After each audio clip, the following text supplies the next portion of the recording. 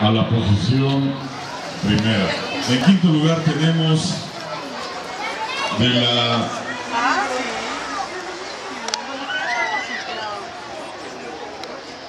la raza del gran danés de nombre Daphne. En quinto lugar, el aplauso para este bonito ejemplar de gran danés marmoleado.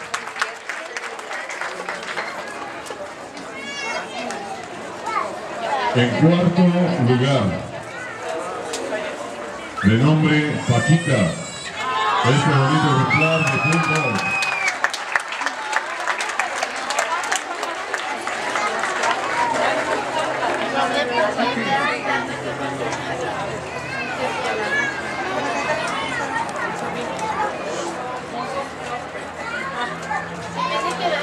Ok, en tercer lugar, de la línea de los French, el payasito, ahí lo tenemos de nombre Max. El aplauso para este bonito ejemplar de French.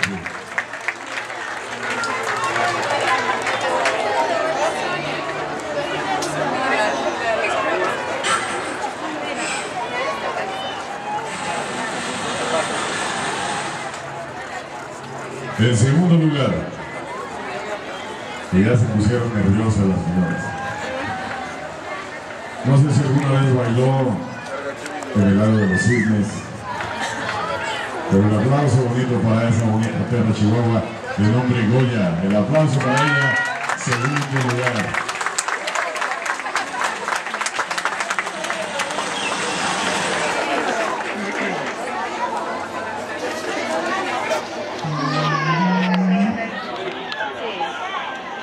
Y pues bueno.